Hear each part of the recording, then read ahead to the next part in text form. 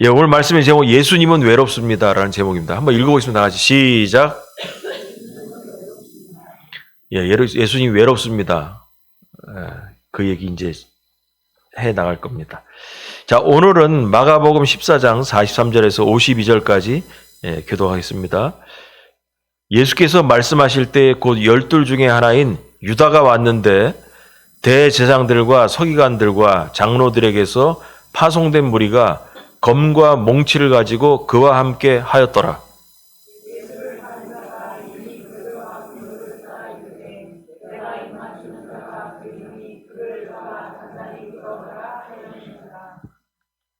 이에 와서 곧 예수께 나와 라삐어 하고 입을 맞추니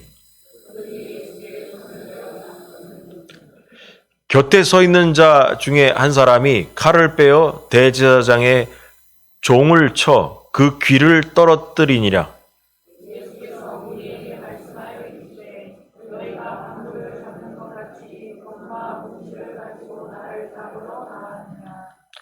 내가 날마다 너희와 함께 성전에 있으면서 가르쳤을 때 너희가 나를 잡지 아니하였도다. 그러나 이는 성경을 이루려 함이니라 하시더라. 한 청년이 벗은 몸에 배 혼이불을 두르고 예수를 따라가다가 무리에게 잡히매. 아멘. 야, 오늘 본문 오늘 종료줄이고 하지만은 성경 오늘 마가복음 계속 강의하고 있지만은 몇 주 전에 벌써 종료 주간에 있었던 일들은 지금 계속 설교를 하고 있는 중입니다.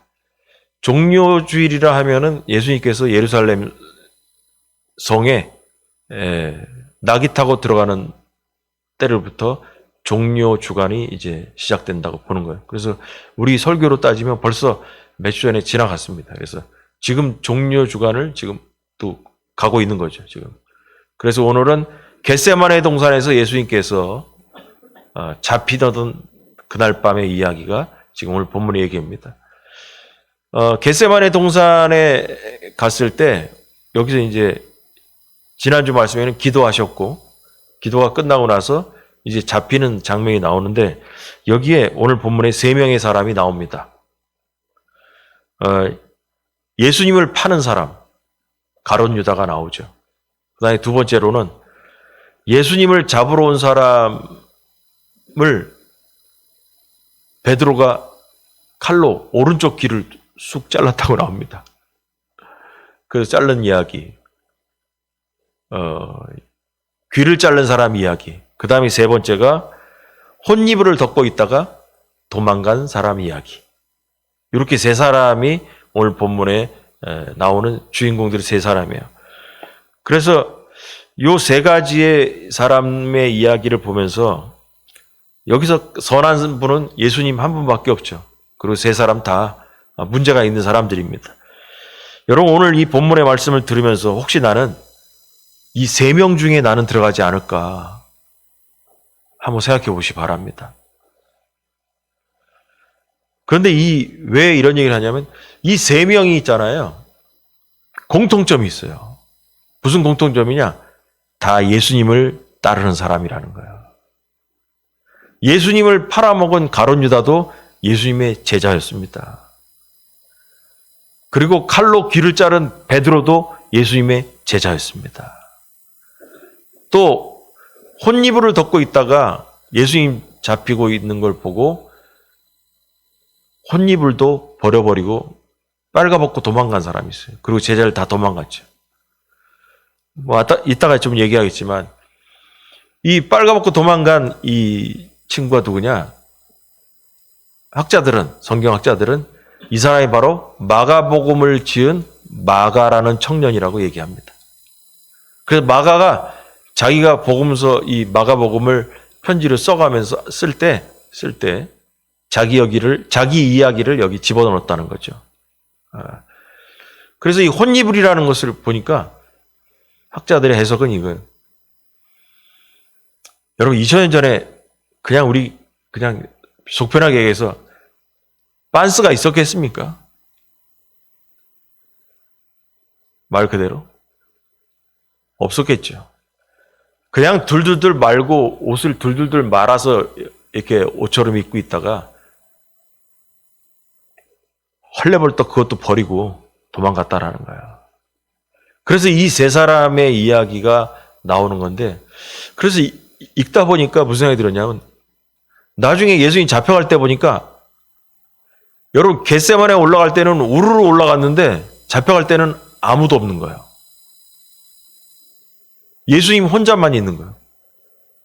그러니 읽는 사람 입장에서 가만히 보니까, 아, 예수님은 외로워. 올라갈 때는 우르르 예수님 자기 편인 것처럼 해가지고 예수님 편인 것처럼 폼 잡고 다 올라갔는데, 예수님이 잡혀지고 내려올 때는 아무도 없어요.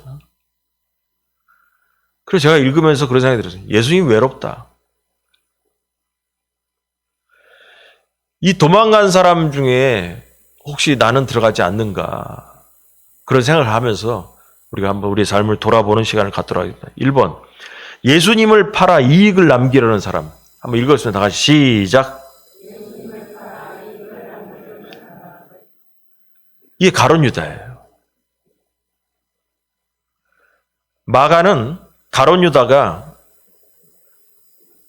예수님의 제자 중 12 중에 하나였다라고 얘기합니다. 여기 4절에 보니까 제자 중 하나로서 예수를 잡아줄 가룟 유다가 말하되 그랬어요. 마가는 이렇게 얘기하고 싶은 거예요. 예수님의 제자 중에 하나인 가룟 유다도 예수님을 팔아먹으려고 하고 있다는 거예요. 그래서 예수님의 12제자라고 해서 반드시 의인일 것이라는 생각을 우리 버려야 됩니다. 다시 얘기하면 교회를 다닌다고 해서 의인이라고 하는 생각 버려야 됩니다. 더 쉽게 얘기하면 교회 다닌다고 해서 다 천국 가냐? 아니라는 겁니다. 아니, 예수님의 제자도 예수님을 직접 보면, 이런 사람도 있잖아요. 예수 믿으라 하면 내가 예수님을 직접 보면 내가 모를까? 안 믿는다고. 여러분, 예수님을 봐도 예수님을 배반한 사람이 나옵니다. 그래서 12제자라고 해서 반드시 의인이냐? 아니라는 거예요. 그럼 우리가 적용점은 뭐냐?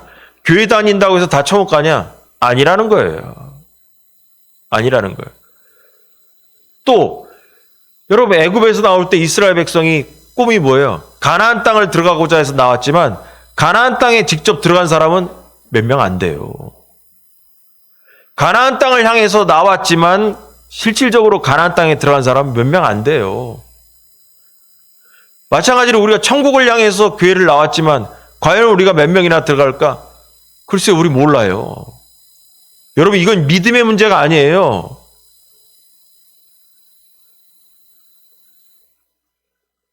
우리의 인생이 어떻게 결론 맺는 거 주님만이 아십니다. 주님만이 아십니다. 유다 같은 사람도 우리 안에 있다라는 것을 우리 알아야 됩니다. 유다는 종교 지도자들, 그 시대의 기득권자들과 결탁했고 검과 몽치를 가지고 그들과 같이 나왔더니, 몽치가 뭔가 했더니, 우리 몽치란 말 안 쓰잖아요. 몽둥이를 들고 왔다는 거예요. 예수님 몽둥이로 때려잡아 가려고. 또 우리나라 번역으로는 몽둥이라고도 하지만 또 간편하게 우리 학자들 입장에서는 곤봉 이렇게 또 해석도 하더라고요. 그래서 몽둥이 들고 있는 사람들을 대동하고 온 사람이 바로 가룟 유다예요. 악인들과 결탁하고 있는 유다라는 거죠. 그래서 이 말은 우리에게 우리 시대의 이 본문을 통해서 적용하자면, 성도라고 하면서 교회를 다니면서도 세상의 기득권과 야합하고 세상의 무기를 들고 살아가는 악인의 모습을 가진 성도도 교회 안에 있다라는 거예요. 여러분, 이런 얘기 하잖아요. 믿는 것들이 더한다고. 교회 안에도 믿는 것들이 더한 사람들이 있다니까. 그게 바로 여러분, 가룟 유다를 보면서 그 생각하는 거예요. 아니, 예수님의 제자라면서 세상 사람과 똑같은 일을 하고 있는 거예요. 그들과 세상 사람과 결탁이 끊어져야 되는데 그들과 같이 어울리고 그들을 통해서 돈을 벌려고 하고 있다는 거죠. 성도가 세상의 무기를 들고 세상 사람들과 신호를 주고받으면서 예수님 앞에 나온 것입니다. 신호를 주고받았다고 그랬습니다. 본문에 보니까. 그래서 신호가 떨어지면 그 신호가 뭐냐?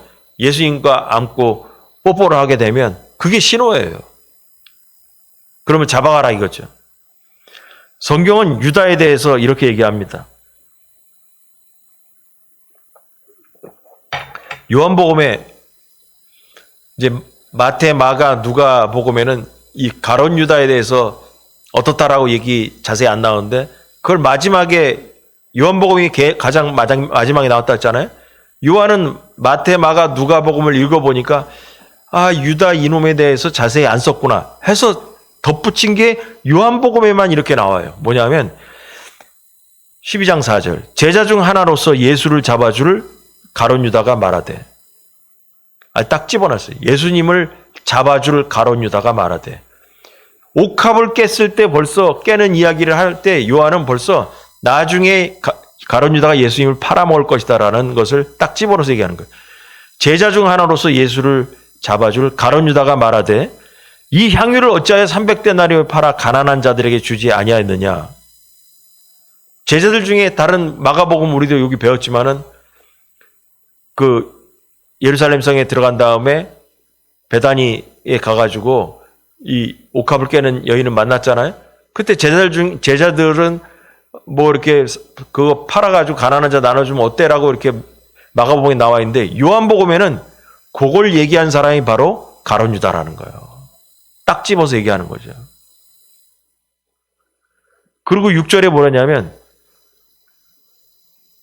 그 옥합을 깰 때 그 말을 한 그 당돌하잖아요. 여러분 예수님한테 그 여인이 자기의 옥합을 깨가지고 기름을 붓고 있는데 거기서 그 기분 판 깨는 소리죠. 그거 가난한 자들에게 나눠주지. 그거 뭐하러 그거 예수님한테 그거 기름 붓고 앉았냐? 그 얼마나 당돌한 얘기예요. 선생님이 지금 선생님은 뭐라 했어요? 나의 장례를 준비하는 것이다라고 이렇게 얘기를 하고 계시는데 거기 기분 그냥 분위기 상하게 거기다 그거 팔아가지고 가난한 사람 나눠주지. 그거 뭐 하려고 예수님한테 그 기름 부어주냐? 그 제자 녀석이 돼가지고 선생님 그러고 있는데 그 괘씸하잖아요. 근데 이 요한은 있잖아요. 딱 얘기하는 6절에 이렇게 말하면 가난한 자들을 생각함이 아니고 그는 도둑이라. 돈꾀를 맞고 거기 넣는 것을 훔쳐감이라. 평소에 이 도둑질을 하고 있었다는 거예요. 그럼 이 제자인 요한도 다른 제자들도 알고 있을런지 모르겠지만 요한은 이 가룟 유다가 평소에도 자기 그 예수님 팀의 그 재정을 보고 있으면서 그 재정 중에서 자기가 돈을 빼고 앉았다라는 것을 횡령하고 있던 것을 알고 있었다는 얘기죠. 그러니까 요한은 아주 기분이 안 좋아요. 가룟 유다에 대해서. 그래서 이 구절을 통해 가지고 우리가 알 수 있는 것은 가룟 유다는 어떤 사람이냐? 여기 적었나? 예. 유다는 돈을 좋아하는 자예요. 1번 돈을 좋아하는 사람이다. 2번 돈을 좋아하다 보니까 도둑질도 한다라는 거예요. 그 다음에 세 번째, 유다는 돈을 좋아하면서 사람들에게는 돈을 맡을 정도의 거포장을 잘하는 사람입니다. 이 말은 뭐냐? 여러분 평소에 가룟 유다가 신뢰를 주지 않았다면 네가 재정 맡아라.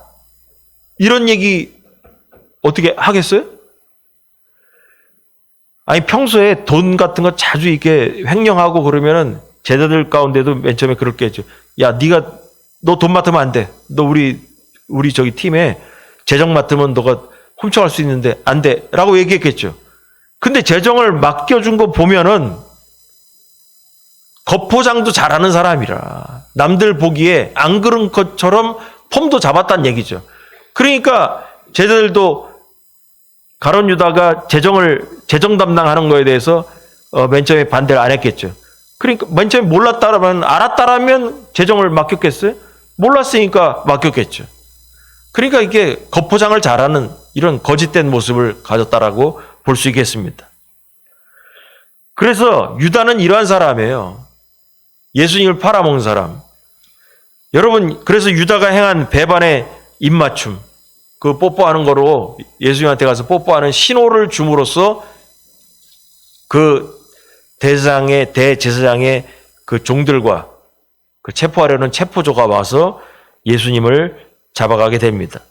그래서 결국 뭐냐면 예수님을 팔아서 이익을 남기려고 했다라는 거예요.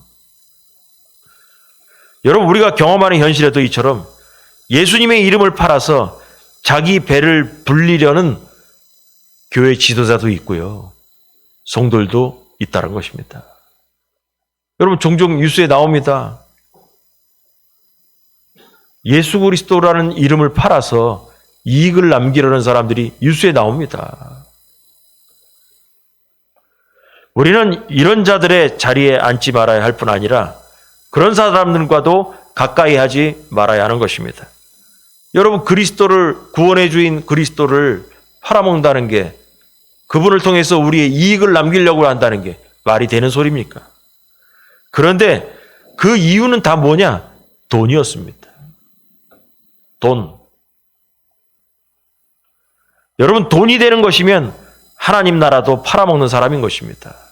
바로 가룟 유다는 돈 때문에 하나님의 아들도 팔아버린 것입니다. 여러분, 우리가 신앙생활하면서 주님을 위한 삶을 살아야 되지, 주님을 통해서 무엇을 이익을 얻을까 하려는 생각을 가지면 안 되는 것입니다. 나는 거기에 들어가지가 않는가 돌아보시 바랍니다. 2번, 자기 성질대로 신앙생활 하는 사람. 다 같이 시작. 베드로입니다. 내 성질대로 신앙생활 합니다. 내 성질대로. 예수님 곁에 있던 한 사람이 마가복음에는 베드로라고 안 나왔는데 요한복음 18장에 나온 거예요. 여기 제가 요한복음이랑 빠졌네요. 예. 요한복음 18장 10절과 11절에 나온 거예요. 마가복음에는 안 나왔는데 예수님 곁에 있던 그 한 사람이 바로 뭐냐면 베드로가 예수님을 그 가룟 유다의 신호, 예수님을 껴안고선 뽀뽀하는 그 신호에 의해서 딱 예수님을 잡으려고 하니까 예수님 옆에 있던 베드로가 칼로 딱 내리쳤는데 귀가 잘렸다는 거예요. 귀가 잘렸다는 거예요. 요한은 이 사람이 베드로라고 딱 얘기합니다. 그래서 18장 10절과 11절 보니까 한번 거기 읽어보겠습니다. 2에 다 같이 시작.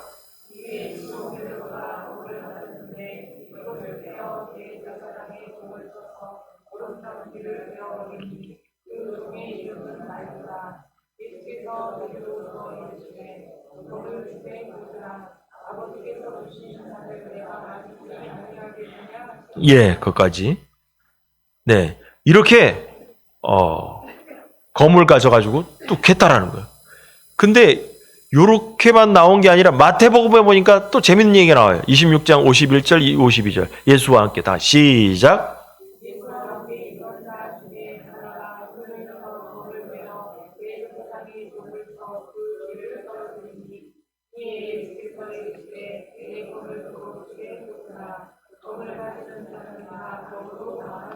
아멘. 여기서 중요한 게 이거예요. 검을 가지는 자는 다 검으로 망하느니라. 여러분, 이게 바로 뭐냐면 하나님 나라는 검이 필요 없어요. 베드로의 이 행동은 하나님 나라의 방식이 아니라는 것입니다. 검과 몽치, 몽둥이를 가지고 하나님 나라를 세울 수 없습니다. 그리고 그러한 방법으로 대적을 해서도 하나님 나라를 세울 수 없는 것입니다. 무리가 예수님을 체포할 수 있었던 것, 그것은 하나님의 뜻이지, 성경을 이루려는 하나님의 뜻이지, 검이 있고 몽둥이가 있기 때문에 예수님이 잡힌 것이 아니에요. 하나님의 뜻을 이루기 위해서 예수님이 잡혀주신 거예요. 그래서 11절, 요한복음 11절 거기 보면은 예수께서 베드로더러 이르시되 검을 집에 꽂으라. 아버지께서 주신 잔을 내가 마시지 아니하겠느냐. 아버지께서 주신 잔, 아버지께서 짊어지라고 하는 그 십자가의 잔을 내가 따르겠다고 했지 않았냐. 내가 그거 순수히 받아들이겠다고 하지 않았냐. 그거예요. 내가 받아들이겠다고 했는데 네가 왜 칼로 이렇게 방어를 하냐 이거예요. 하나님 나라의 방법은 칼로 막는 게 아니라는 거예요. 그런데 제자들 중에 이 세상의 공격에 칼로 다가온 공격에 대해서 세상의 방식대로 칼로 대응한 자가 바로 베드로입니다. 세상이 검과 몽둥이로 우리를 대적한다고 해서 우리도 칼을 빼서 대적하는 것은 하나님 나라의 방식이 아니라는 것입니다. 이런 방법은 세상이 하는 겁니다. 세상이 하는 것이지 우리가 하는 방법은 아니라는 거예요. 여러분 오늘 이 말씀을 잘 묵상해 보시기 바랍니다. 결정적인 이야기 있어요. 로마서 12장 14절에서 21절 다 같이 읽겠습니다. 시작.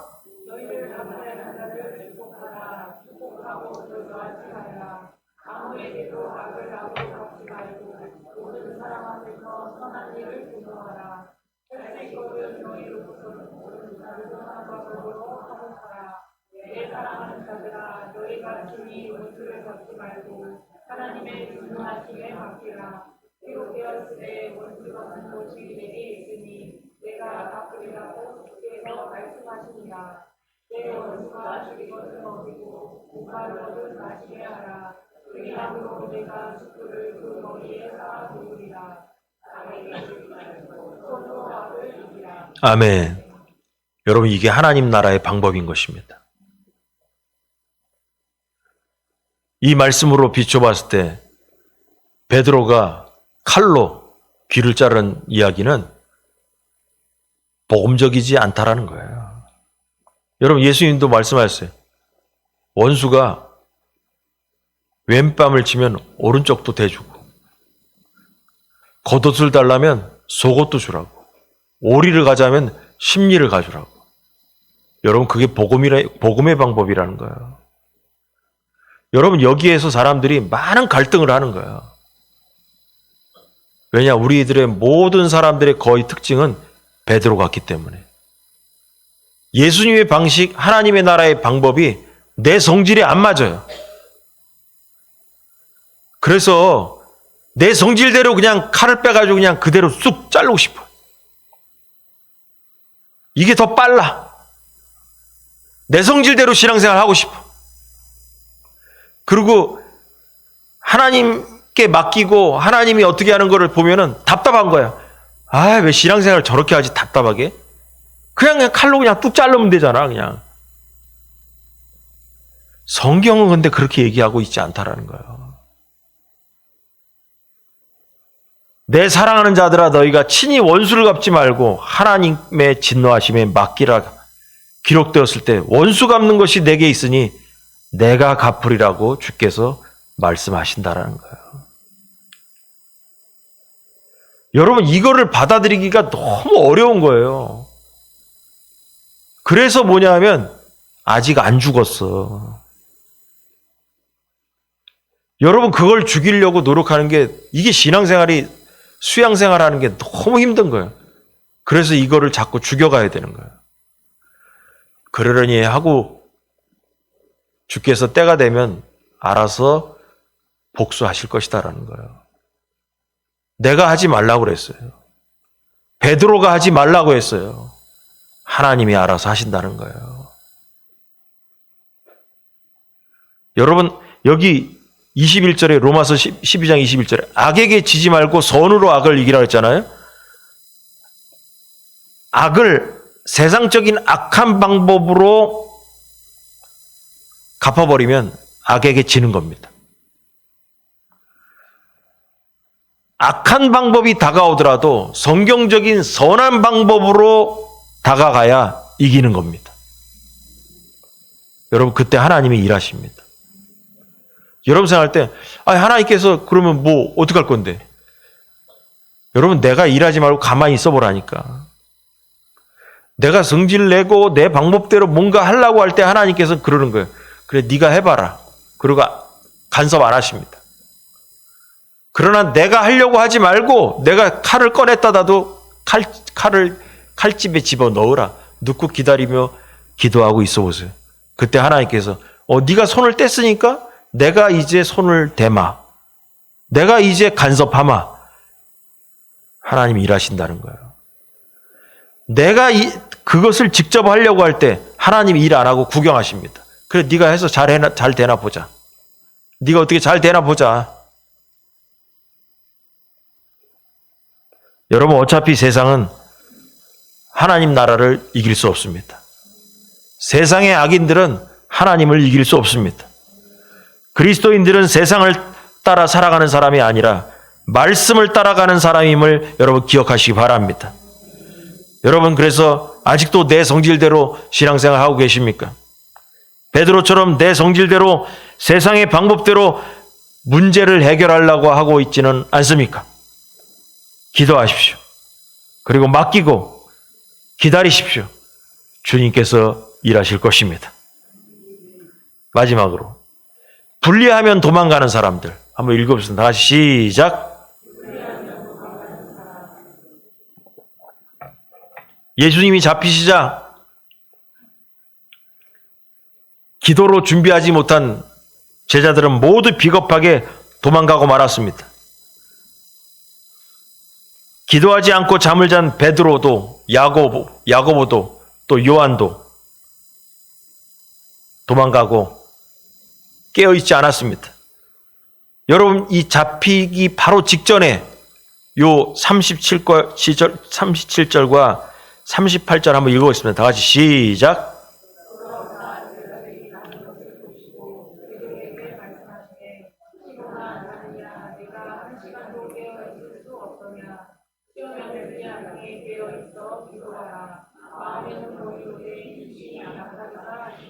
예, 예수님께서 기도하라고 했잖아요. 근데 겟세마네 동산에 기도하다가 여기 와보니까 또 자고 있어. 기도 좀 해라. 내가 죽게 되었다, 야. 기도하다가 또 자고 있어. 그랬더니 38절에 보면 시험에 들지 않게 깨어있어 기도하라 했죠. 그러면 기도 안 하면 시험 든다는 얘기예요. 그 기도하라고 했더니 기도 안 하고 계속 잠잤잖아요. 그래서 결국 뭐냐? 예수님을 도망가는 시험에 들은 겁니다. 결정적인 순간에 예수님 버리고 도망가는 시험에 빠진 거예요. 여러분, 기도하지 않으면 시험에 들은 겁니다. 이게 신앙의 원리인 것입니다. 그럼 여러분 생각해 보세요. 시험에 자주 드는 분이 있습니까? 시험에 자주 든다는 것을 쉽게 얘기하면 이런 거예요. 마음이 자꾸 뭐가 나는 거야. 마음이 자꾸 섭섭하고 마음이 자꾸 쉽게 해서 삐지고 막 그러는 거예요. 마음에 상처를 받았다 뭐 이런 사람들 많아요. 뭐 이래도 상처받고 저래도 상처받고. 왜 그런지 아시냐? 기도 안 해서. 성경으로 풀어서 얘기하는 거예요. 기도 안 하기 때문에 시험 들은 거예요, 지금. 여러분, 기도하면은 시험에 안 든다는 거예요, 성경 원리는. 그러니까 예수님께서는 뭐냐면 지금 니네들이 기도해야 돼. 조금 있다가 나 잡혀갈 거기 때문에. 잡혀갈 때 니들이 나를 다 버리고 도망갈다. 그게 바로 시험에 드는 거야. 그러니까 지금 기도해야 돼. 기도해야 돼. 근데 잠자고 앉았다는 거죠. 그래서 이 부분을 잘 생각해 보니까 겟세마네 예수님 동산에 예수님이 올라가실 때 예수님이 12제자가 갔냐? 아니에요. 한 명은 빠졌잖아. 가룟 유다는 예수님 팔아먹으러 지금 딴 데 갔잖아요. 아니, 예수님과 같이 움직여야 되는데 벌써 가룟 유다는 딴짓하고 앉았어. 하나 빠졌어요. 그럼 11제자잖아요. 11제자인데 11제자가 이제 겟세마네 동산에 올라갔어요. 근데 11제자인데 8명의 제자는 겟세마네 동산이 그렇게 높지 않다 그랬잖아요. 여기 뒤에 천마산보다도 높지도 않은 것 같아. 높지도 않아. 8명 보고 야, 니들은 여기 있어. 근데 거기다가 기도하라는 얘기도 없어요. 8명은 니들은 여기 있어라. 그래놓고선 베드로, 야고보, 요한만 셋이 빼가지고 야, 니들만 따라와봐. 그래서 예수님 중간쯤에 예수님이 기도하는 것이 저쪽이라면 니들은 여기 서 있어. 나를 위해서 좀 기도해. 근데 예수님은 8명한테는 기도하라는 얘기도 안 했어요. 그냥 니들 여기 있어 그냥. 거기서 저기 3명만 빼가지고, 아니 11명 중에서 3명 빼서 나 좀 따라와봐. 니들은 여기서 나 저기서 기도할 테니까 여기서 니들 기도 좀 해라. 그랬어요. 그런데 3명이 2번 예수님이 왔다 갔다 하니까 잠자고 앉았어. 그럼 여러분 8명은 뭐 하고 있겠어? 잤지 뭘. 다 자고 앉았는 거지. 근데 여기서 우리가 성경을 보면서 야 예수님께서 겟세마네 동산에 올라갈 때 11명만 데려갔나 보다. 가룟 유다는 벌써 저기 예수님 팔아먹으러 저기 어디 작전자로 갔고. 근데 여기 보니까 누가 나와요? 혼이불을 덮고 있는 청년이 하나 나왔다 그랬잖아요. 그럼 이걸 통해 알 수 있는 건 뭐냐면 겟세마네 동산에서 여기 갈 때 이 청년도 따라갔다는 얘기지. 그럼 11제자 외에 우리는 모르지만 몇 명이 더 따라갔을 가능성이 있던 거죠. 그래서 학자들은 이 마가라는 청년이 바로 누구냐면 예수님께서 최후의 만찬, 최후의 마지막으로 저녁 식사한 그 집 있잖아요. 그 집 아들내미라는 거라. 그게 마가의 다락방. 그게 마가라는 거예요. 그 아들내미가 예수님께서 기도하러 우르르 가니까 쫓아서 이제 간 거죠. 뭐 하시나.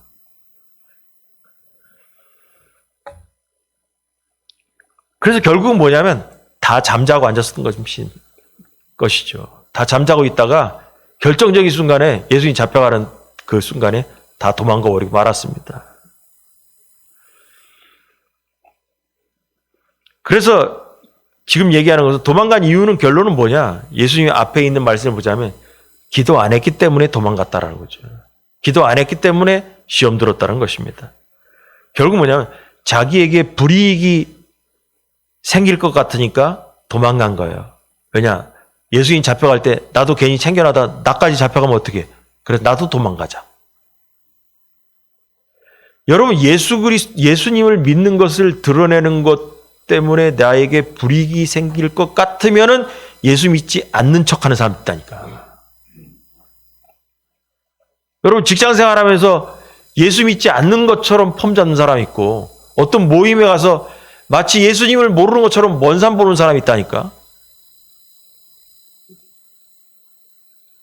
여러분 그 사람이 바로 이 사람이에요. 결정적인 순간에 예수님 버리고 도망가 버리는 거예요. 예수님 때문에 예수 그리스도를 믿는 것, 예수쟁이라는 소리 듣고 싶지 않아서 불이익을 당할 것 같으니까 예수 안 믿는 것처럼 폼 잡는 사람들. 드러내놓고 나는 예수 믿는 사람이라고 아예 여기 이마에다 써놓고 다녀야 되는데 아닌 척하는 사람들. 여러분 그 사람 바로 혼입을 덮고 있다가 도망간 청년. 그리고 예수님을 다 버리고 도망간 제자들과 다를 게 없다는 것입니다. 여러분 여기서 진짜 마가가 자기 이야기를 썼는지 어떤지 모르지만은 혼이불을 덮고 뭐 어쩌고 그래서 학자들 이렇게 해석서를 쭉 보니까 그 시대에는 빤스가 없었을 것이다. 쉽게 얘기해서 그 송대이가 없으니까 그냥 둘둘둘 그냥 배 조각에 이렇게 둘둘 마르고 있었는데 그냥 엉겁결에 그냥 그것도 버리고 도망갈 정도로 뭐냐면 급박했다라는 거죠. 이 청년이 그 옷도 버리고 그냥 벌거벗고 도망갈 정도면 잘못하다 자기도 잡혀갈 수 있다라는 두려움 때문에 헐레벌떡 그냥 도망가 버렸다는 얘기죠. 급박하게. 그런데 이걸 통해 우리가 얘기할 수 있는 건 뭐냐면 영적으로 뭐냐면 제자들에게 영적 무장이 안 돼 있다라는 거죠. 영적 무장이.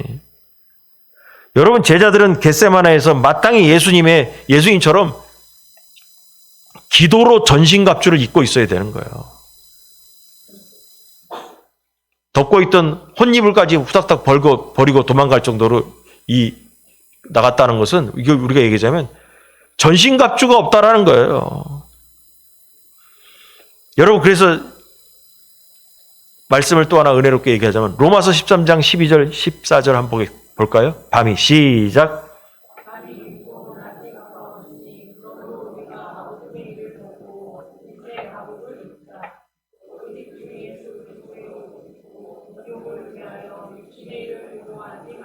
아멘. 우리는 혼이불이 아니라 예수님의 옷을 입어야 됩니다. 육신의 일을 따르는 성도가 아니라 하나님 나라를 우선하는 예수님의 옷을 입어야 됩니다. 그래서 14절에 보니까 오직 주 예수 그리스도로 옷을 입어야 된다. 그 예수 그리스도의 옷이 12절에 보면 빛의 갑옷이고, 또 사도 바울이 얘기하는 전신갑주죠. 우리의 신앙의 전신갑주가 바로 빛의 갑옷이고 예수 그리스도의 옷이라는 것입니다. 근데 그 예수 그리스도의 옷은 있잖아요. 정욕을 위해서 육신의 일을 도모하지 마라. 육신의 일을 꿈꾸는 사람들, 육신의 일을 벗어버리지 못한 사람은 바로 예수 그리스도의 옷을 입지 못한 사람이에요. 그래서 우리는 하나님 나라를 우선하는 생각을 가진 그 생각을 갖고 신앙생활하는 사람이 바로 예수 그리스도의 옷을 입은 사람인 거예요. 육신의 일을 도모하는 사람이 아니어야 된다는 거죠. 영적인 일을 도모하는 사람이 되어야 된다는 거죠. 육신의 일에 그쪽에 관심이 집중되어 있다면 그 사람은 예수 그리스도의 옷을 입은 사람이 아니라는 거예요. 영적인 일을 도모하는 사람이 되어야 된다는 거죠. 그래서 일상생활에서는 말씀과 기도에 충실하지 않고 영적으로 공고히 무장하지 않더라도 평소에는 별 문제가 없는 것 같지만 여러분, 영적인 시험이 닥치면 우리 상태가 명백하게 드러나고 마는 거예요. 제자들이 바로 예수님을 따라다닐 땐 별 볼일 없었어요. 그러나 예수님이 잡혀갈 때는 신앙의 미천이 다 드러나 버린 거예요. 우리도 마찬가지인 거예요. 그냥 교회 다니고 별 볼 없을 때는 다 신앙생활 잘하는 것 같죠? 별 문제 없는 것 같죠? 그러나 여러분, 가정에 우한 질고가 생기고 사건이 터지고 해봐요. 고난이 다가오고 갑작스러운 어떤 문제가 생겨봐요. 그때 신앙 미천 드러납니다. 어떤 사람이? 예수 그리스도의 옷을 입지 않은 사람이 신앙의 미천이 드러납니다. 그래서 예수님께서 겟세마네에서 시험에 들지 않게 깨어 기도하라고 말씀하신 것입니다. 마음은 원인데 육신이 약하다 그랬습니다. 우리도 이런 비겁한 모습으로 도망하게 된다는 사실을 잊지 말아야 됩니다. 제자들만 도망가는 게 쉬운 게 아니에요. 우리도 그럴 수 있다라는 거예요. 그래서 오늘 제목을 정한 게 그거예요. 다 도망갔어요. 그래서 예수님은 외롭다는 거예요. 여러분, 나는 결정적인 순간에 예수님을 외롭게 하는 사람이 되지는 않는가 돌아보시기 바랍니다. 한번 읽어보겠습니다. 오늘 본문은 50절에서 52절. 제자들이 다 같이 시작.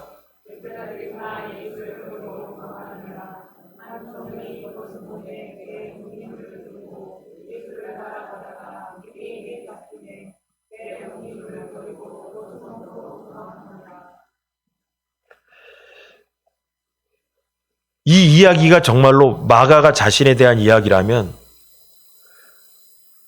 마가는 평생을 이 상황을 떠올 때마다 너무너무 부끄러웠을 거예요.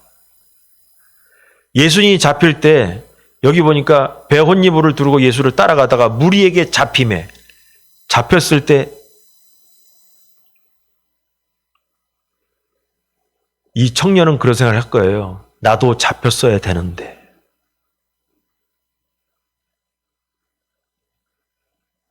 이 생각을 안 할 리가 없는 거예요. 여러분, 마찬가지로 우리가 살면서 예수 그리스도를 돼야 될 상황에서 예수 그리스도를 드러내지 못하고 숨긴 사건이 있었다면 우리가 평생을 되돌아볼 때 그날이 부끄러울 겁니다.